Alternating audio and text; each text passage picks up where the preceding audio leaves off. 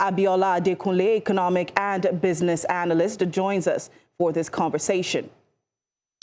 All right, Abiola, how much of the 15.8 trillion naira represents genuine fiscal gains? Thank you. It's good to be here.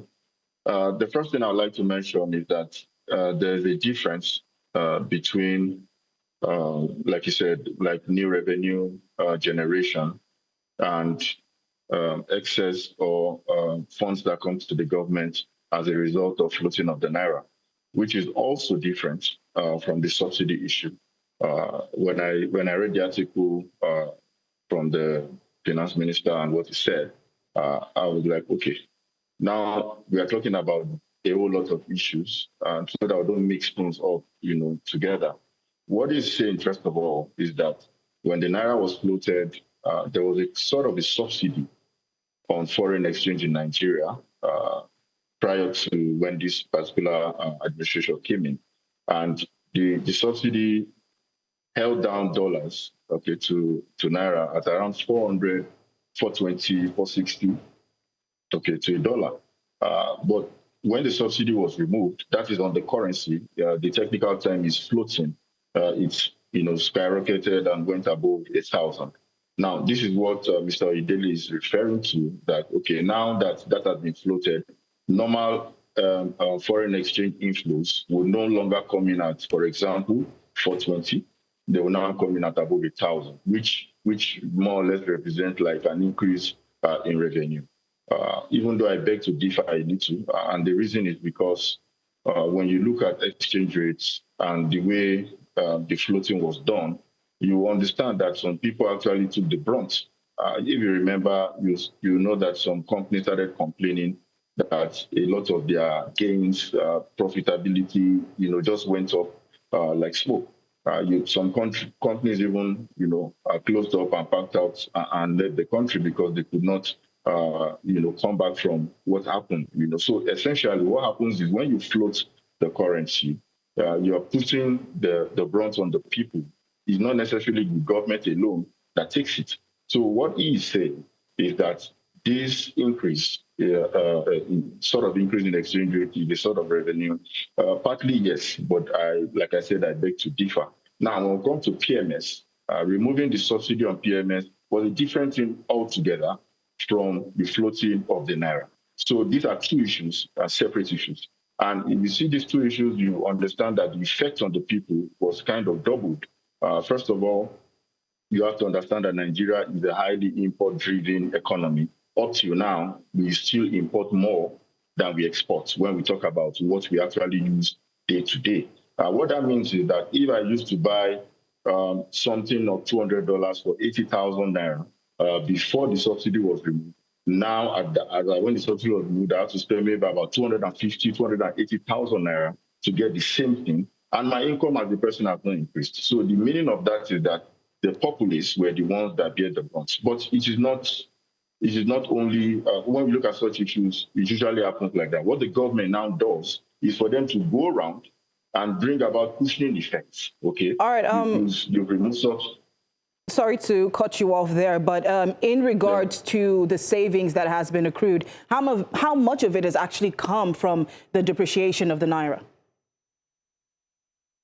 In terms of the savings that have been accrued, I would say that more than 50% has come from the depreciation of the naira, because the naira depreciating in itself is not a sort of savings. And the reason is because you have external payments to also make.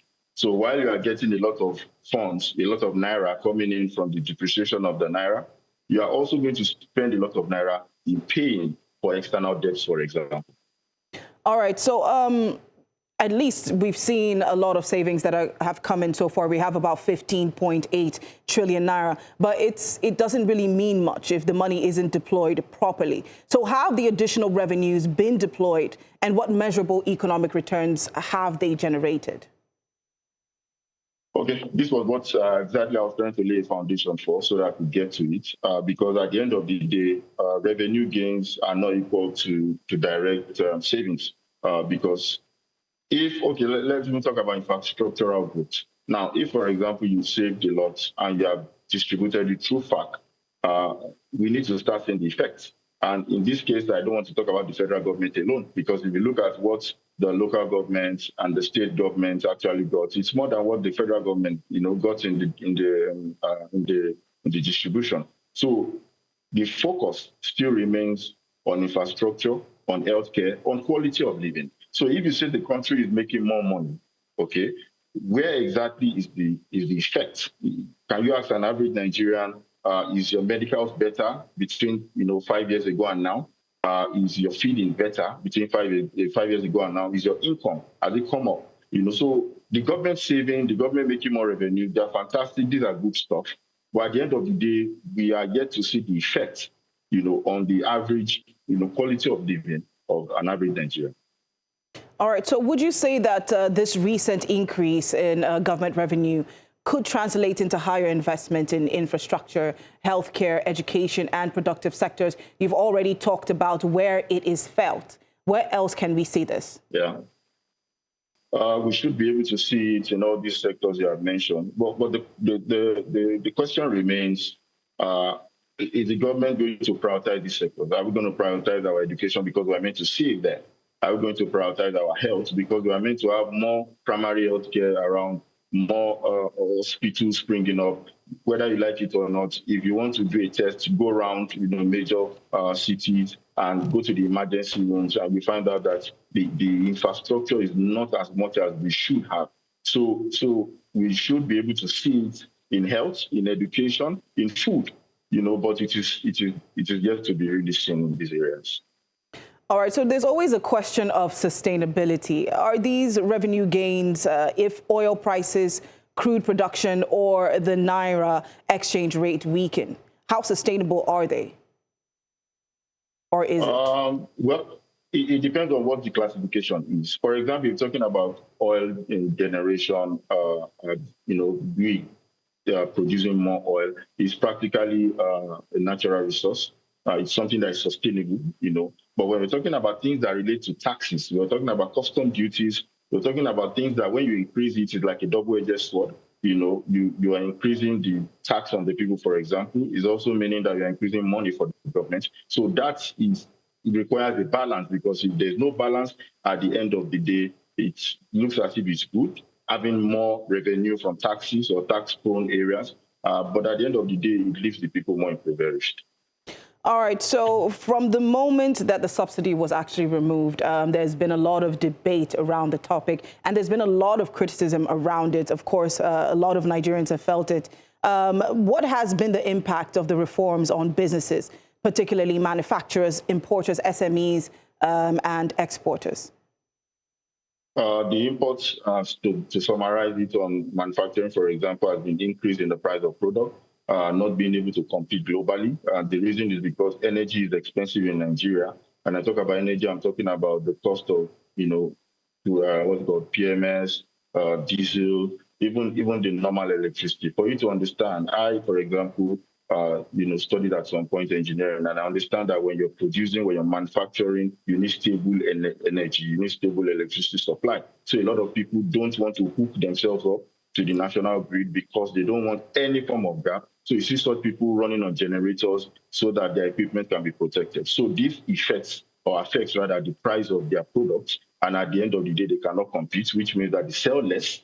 And most likely they have a downturn of their business.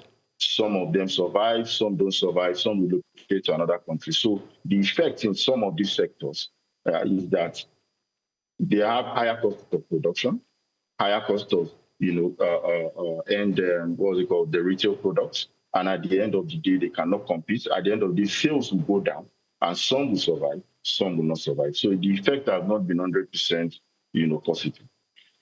All right, so how can the government convert the additional fiscal resources into stronger private sector investments, job creation, industrialization, and long-term economic growth? First of all, there are so many ways, okay? We have an economic committee, for example, and I'm sure that they have a lot of strong think tanks there. One of the ways I would recommend is, let's start from what I call clusters. You can have clusters in the 6 geopolitical zone, and these clusters will have guaranteed